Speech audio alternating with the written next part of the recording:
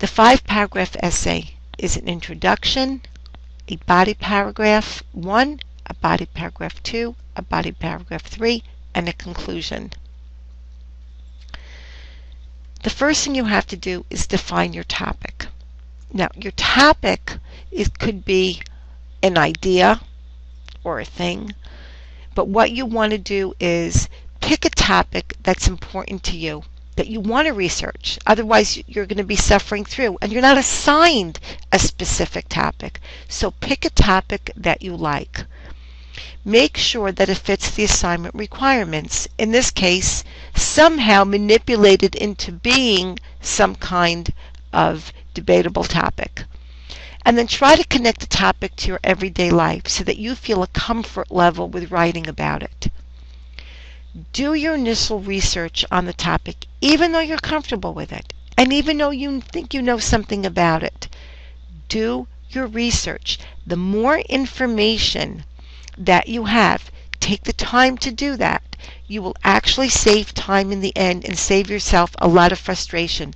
The more information you have in front of you, the easier it is going to be to put a paper together.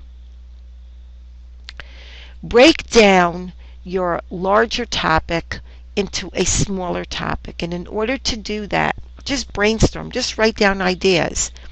Create lists for yourself of how you think you could break it down. Make an idea map, or just create a series of questions on the topic. Then what you do is choose one of your narrow topics for your paper. Writing the thesis statement. Before you begin, you must construct your thesis statement, because that's going to be the roadmap to your paper.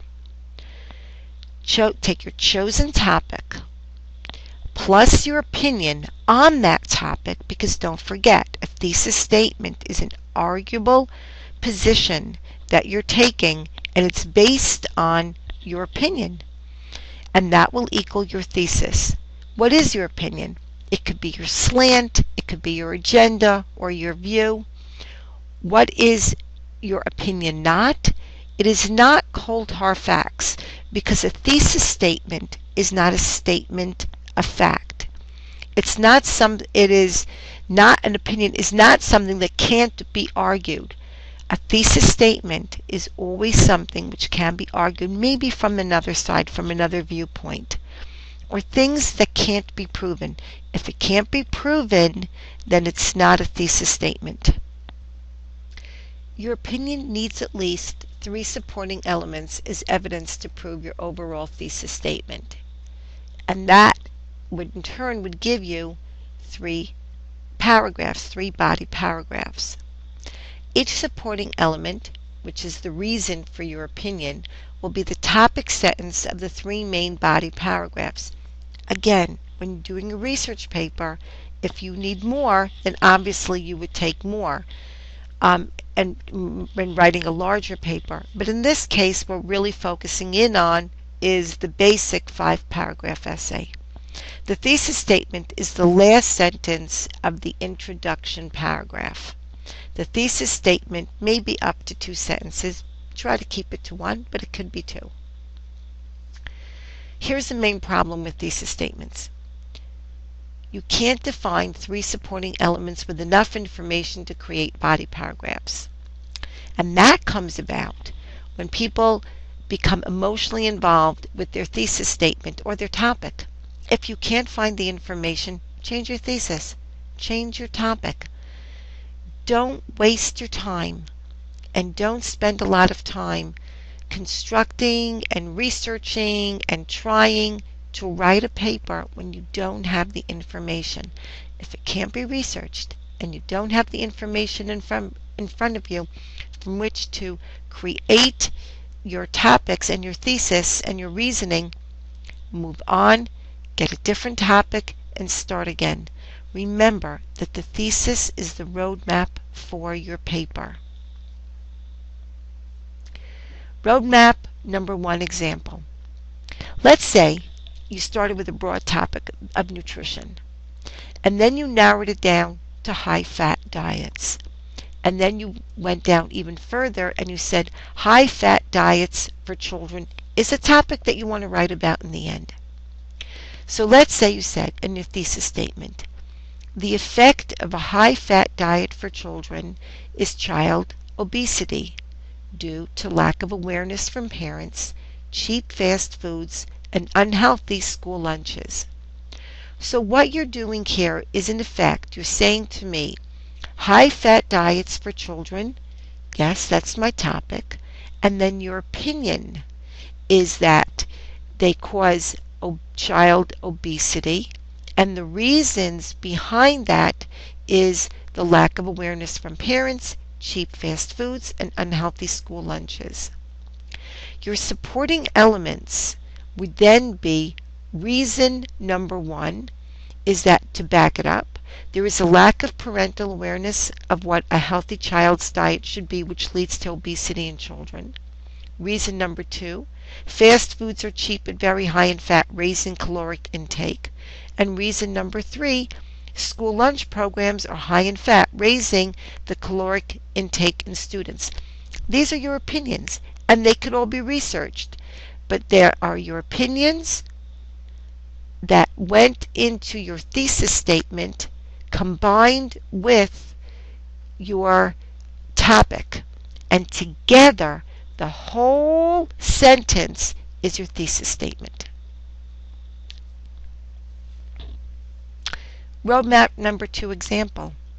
Let's say you wanted to change your opinions. So you said nutrition, high-fat diets, and you narrowed down even further, high-fat diets for children. And then you created a different thesis statement. A diet high in fat for children can lead to constipation, slower metabolism, and heart disease. Very, very different thesis statement from the thesis statement before, based on a narrower topic. Your supporting elements to this would be, you would have to explain in one paragraph how high-fat diets are connected to constipation. Explain how the high-fat diet leads to a slower metabolism.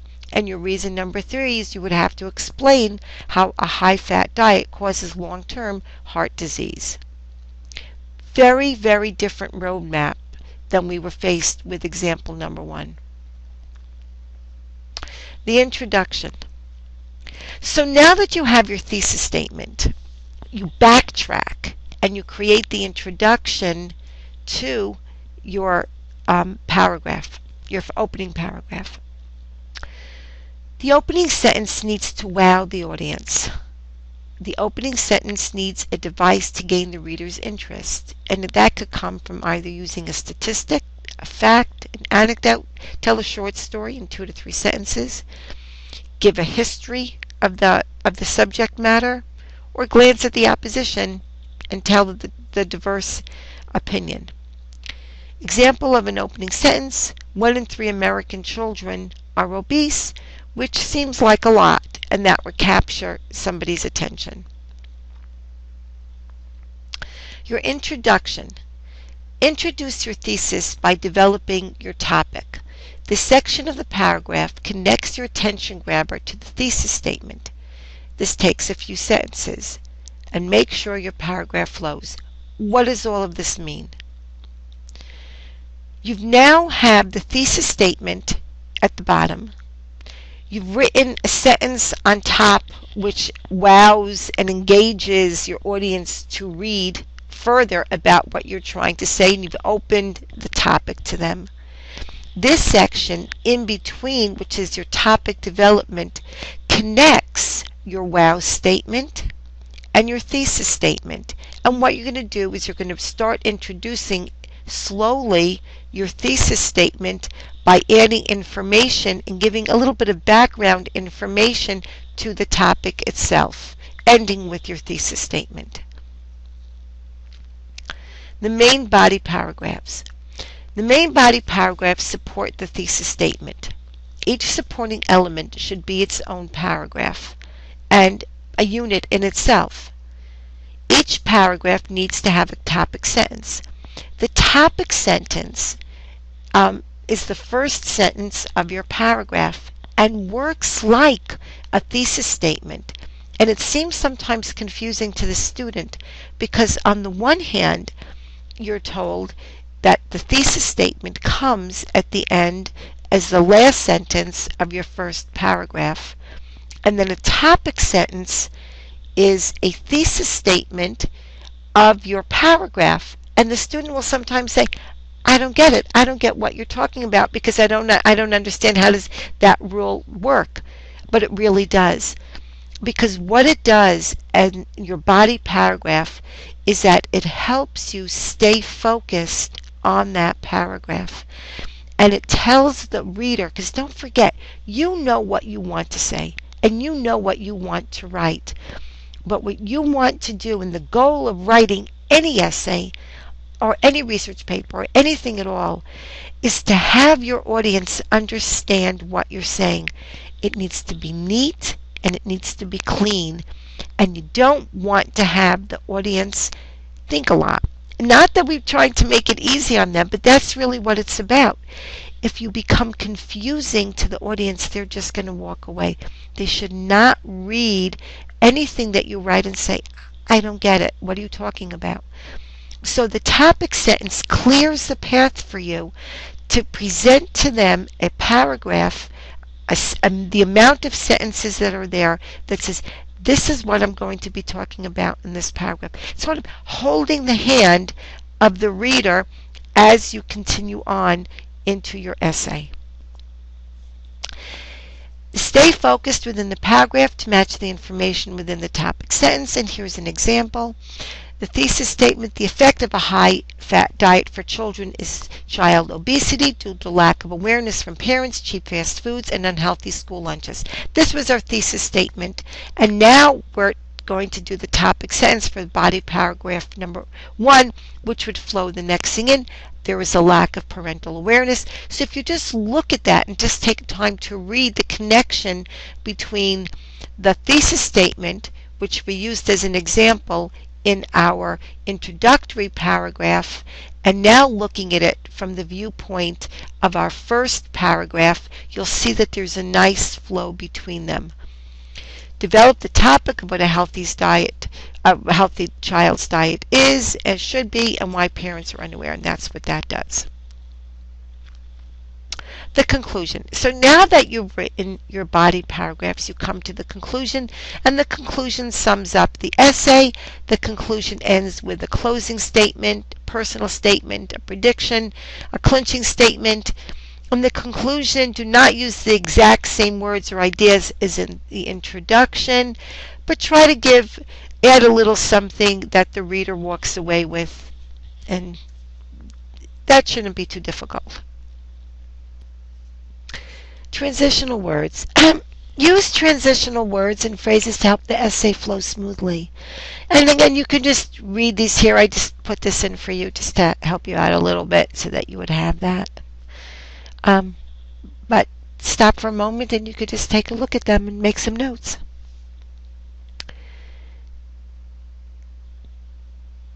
The next thing to do is integrating quotations. What I did for you is I chose, YouTube is filled with how to do MLA source work and all different kinds of source work and how to use quotations, integrate them into your essay. So what I did was I thought that this one was really good, and I wanted you to take a look at that, so I've got that here for you.